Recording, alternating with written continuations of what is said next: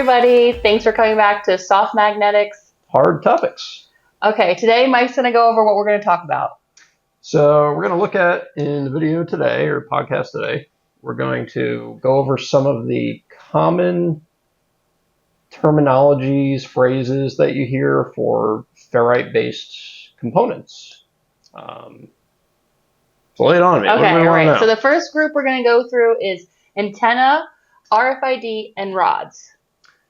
So we sell antenna rods and RFID rods, and the names suggest that one's used for an antenna, one's used for an RFID antenna, and that can be true, but they're not always those things. And we'll talk a little bit about what differentiates those two first. So generally speaking, antenna rods are going to be a little bit less precisely made than a RFID rod. So RFID rods, usually the tuning is more critical for those parts. So the dimensions are going to be held to a tighter tolerance on those rods, because on a rod, the dimensions affect the electrical performance of a core almost more than the material in some cases. So we have an example of two rods here. So this one you can see is fairly small. And this one, so this is a normal antenna rod. This one's an RFID rod.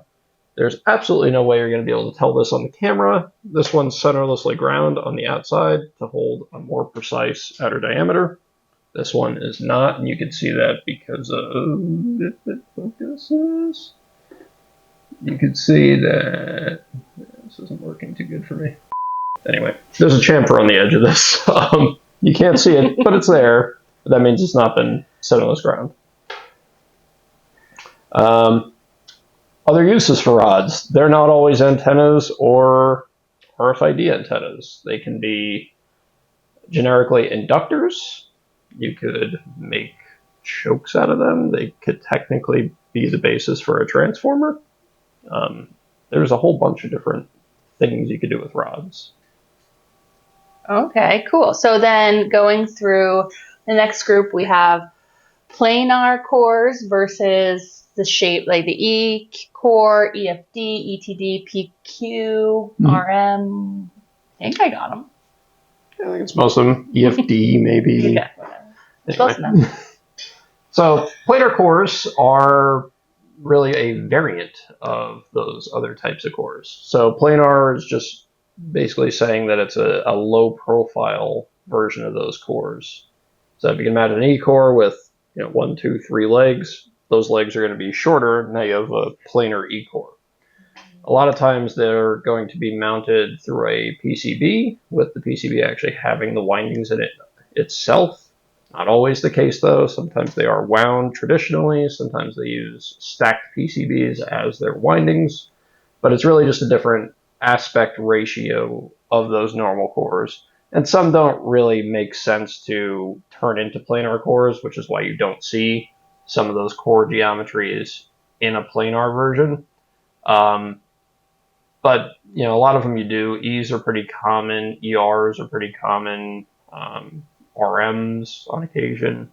So there's a lot of different geometries of planar cores, but they are, a basic, in basic terms, they're one of those other types of cores, generally speaking.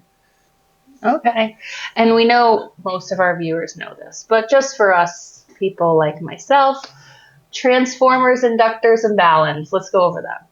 So transformers are baluns could almost be kind of grouped in with transformers in some ways. You have multiple windings. So an inductor, in its simplest terms, if you were to take any ferrite core, put a wire through it, you now have an inductor. Actually, frankly, the wire itself is an inductor.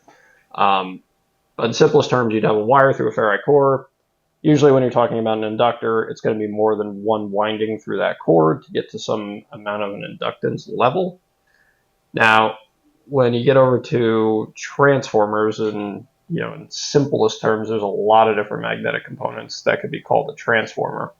But basically, if you were to have two windings on that core, you're now using the core to magnetically couple those two windings. and you have a transformer. Sometimes there'll be differential amounts of windings on those. There's a whole bunch of other different types of transformers. Baluns work off of that principle for the most part. Yeah. Okay. All right, and then the biggest group probably is the suppression section. So we have chokes, cores, shield beads, surface mount beads, otherwise known as SM beads. We have ribbon cable. We have bead on lead. Yeah. It's just a lot of wound beads too. Oh yeah, there's so many types of beads.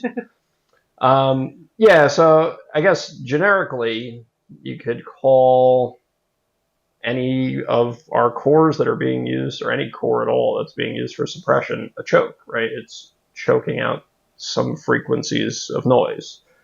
Cores are, any ferrite components are going to be a core. I mean, this is a core, this is a core, that antenna rod's also a core. A lot of times that terminology is used for, specifically saying a ferrite core in a circuit or something. They're all cores. I mean, core is just the hunk of magnetic material. It could have no slots in it. It could be a rod. It could be a plate. It's still a core. You could even make a core into a choke, or you can make it into an inductor, or it could be a transformer. It could be anything. Shield beads. Shield beads, and you could cover toroids kind of too, right? So, I mean, a shield bead generally, when a shield bead is, the term shield bead is used, it's something like this. It's we call this a cable bead. We have shield beads. The difference between those two is really just the size. Typically, when we say shield bead, we mean a smaller cable bead. When we say cable bead, we mean, something that's used on a cable, generally with multiple conductors and such in it. So that'll be a larger core. Still a core. Everything's a core. So yeah, this is, in essence what's talked about when you say the term shield bead. Now, surface mount beads, that is, a shield bead in simplest terms. It's still a shield bead, but you can see it has a conductor already through it. That means it's kind of a ready, finished component, whereas most ferrite cores do not have a conductor through them already. So this can just get mounted right to a board. That, by the way, is a differential mode one, and it's differential mode because there is just a single, this is very spotty today, there's just a single conductor through there. This is actually a common mode version. So this has two conductors, which is a prerequisite for it to be a common mode bead. But importantly, these two conductors share the same magnetic path, so it's probably a little hard to tell. Oh, there you can see it. There's a slot cut between the inductors, so there is no magnetic material isolating them from each other. So they'll be operating within the same magnetic circuit. What else did we have? Okay, we went to bead on lead. Bead on lead, So much the same as as your differential mode shield beads. This is a shield bead that is already pre-wired. This one's going to be meant to be through-hole mounted, but that is a pre-wired shield bead. And then ribbon cable. That was the last one. So these are great for round conductors and round cables. That geometry is not always the most optimal one, though. So we also offer ribbon cable or flat cable cores. So they have a flat, elongated aperture to them, allowing multiple, generally in a single layer, but not always, conductors to go through this core. Works better than something like this because you don't have to scrunch all the cables up into a round shape for it to work. And also you lower your magnetic path length on a core like this. So typically for a given size, you can get more impedance, generally speaking. I guess the snap bit? Yeah, snap it's still a core. So this is a snap it core. This is essentially a round cable bead split in half. The two mating surfaces on here are going to be ground, so it becomes as close to a solid core as you can have it while still being able to just snap it on a cable.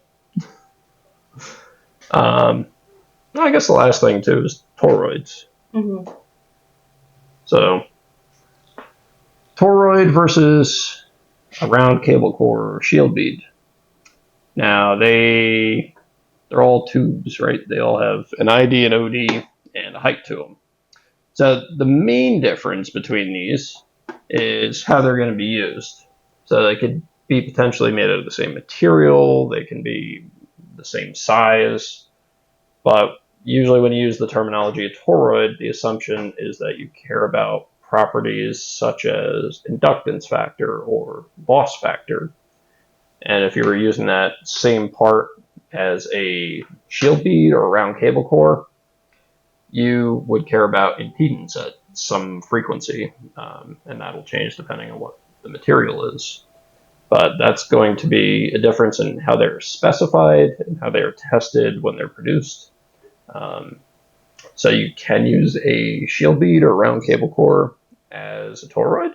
You can use a toroid as a round cable core or shield bead, but they may not be specified or guaranteed to those same attributes that you're looking for in that core.